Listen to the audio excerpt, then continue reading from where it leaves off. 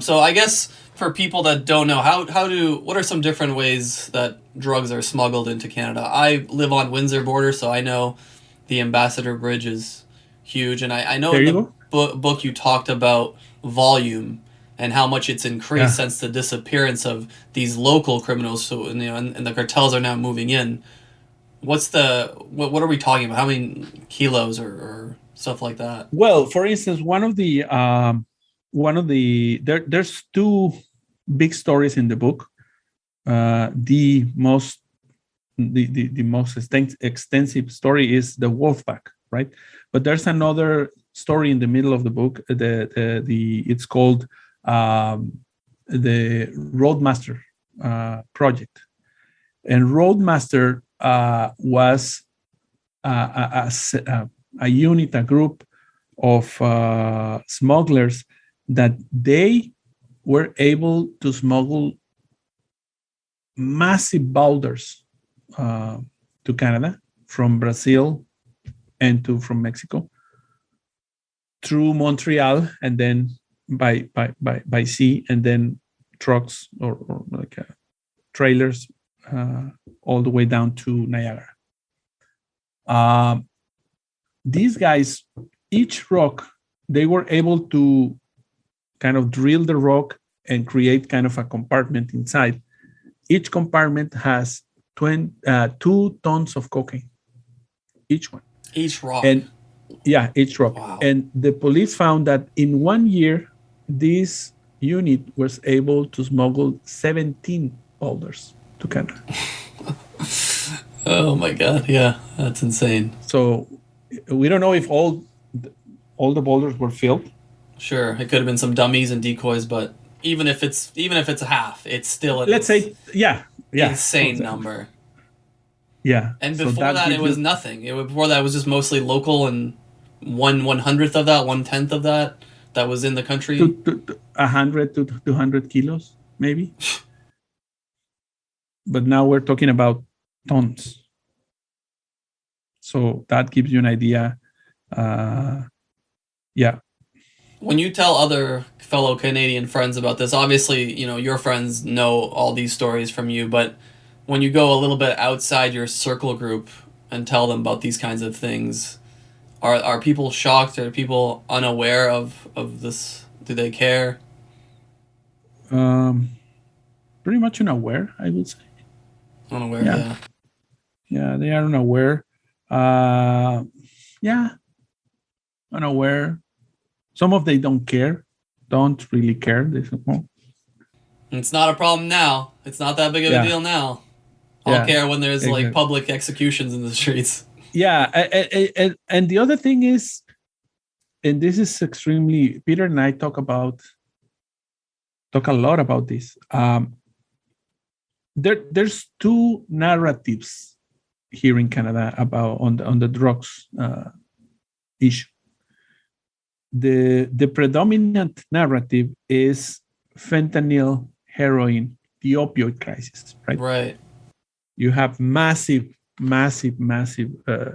problems across the country because of the opioid crisis.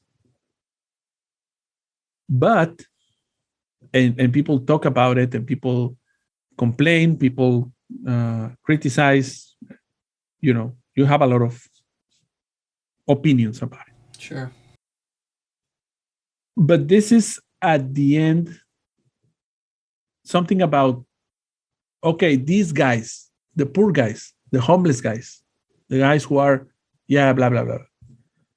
But I don't see, and I don't hear, and I don't read anything about the other crisis, which is the cocaine crisis. Right. Because those who consume cocaine in Canada are guys and girls who work in downtown Toronto. They work in companies. They are decision makers. So that's a different story, and we don't hear about that. That's something that for me it's extremely dangerous, concerning, right? Interesting, concerning, because we should. I mean, we don't, I mean, we are so quick to blame the poor, the homeless, the First Nations, because these guys, they are addicts and blah blah blah. Yeah, but what about the other addicts? Right. I was the other day I was reading that there's a good number of restaurants and bars in downtown Toronto that they have mechanisms somehow. For instance, in the washrooms, the toilets, they put rocks in the cover, on the top cover of the toilet seat, in order to disencourage, Right. cutting cocaine there. Wow. So that's a very interesting thing. That's almost an epidemic. Exactly. If it's that bad, yeah. Yeah, is that bad? It's because they are doing that. Which is, I mean, you may say, well, it's useless because you can do it in a credit card or whatever. Yeah, but the fact that there's businesses doing that is because there's an issue there. It's like putting spikes where the birds poop. You don't want the birds to land on the thing. You're acknowledging that there's an issue because you're doing that. Exactly, but you don't talk about it. Right. So yeah, why is that? That to me seems like really ignorance on the behalf of the users and the general public, because if they knew what actually happened for this stuff to get produced and to come into the country, I think they would have a very different view, because I think most people make jokes about cocaine and it's kind of seen as like this not harmless, but they don't see the repercussions of this business because they're so distant from it. Yeah, when I go to lectures, I well, in the old days before COVID, I was kind of somehow a little bit active on lectures in universities about the drugs trade and so on, so on, so. And one of the things I usually ended my presentations telling people, I'm not judging anybody here, but if you are doing drugs, next time, think about all the information that I give you. Think about all the photos that you saw. Right. Think about all the stories that I told you and the story that I went through, and think about it. Because for you, it's easy. You just go. For me, I have a friend who works as a concierge in a fancy condo in downtown Toronto.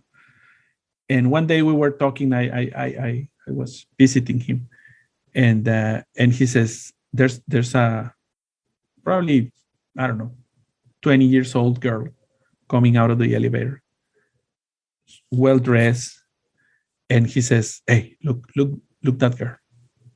Why? Just look at her." Okay. And we were kind of talking, and she was walking in the lobby.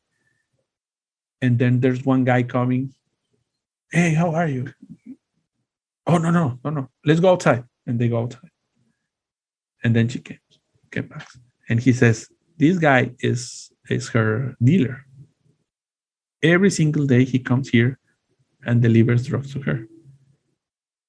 So you may think, oh, it's not that bad. I mean, it's a guy coming to, a fancy building in downtown Toronto, helping this poor girl who probably has issues and she needs the drugs, blah, blah, blah. Yeah, but this girl, this guy, and all those in the middle between them and Mexico, they have blood in their hands. Because in order to produce that drug, a lot of people have to die. And some of them were my friends, colleagues. Because I have good friends in the police that they were killed. I have friends, lawyers that I told you before, killed. I have journalist friends, colleagues who were killed.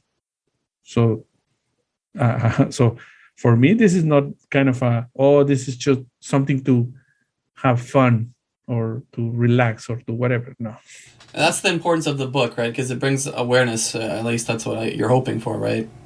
To these stories and the background of when there's a lot of killings in the book. There's a lot of people that get killed, and For me, living here 20 years, I haven't heard half of those stories. I am not even a quarter of those stories.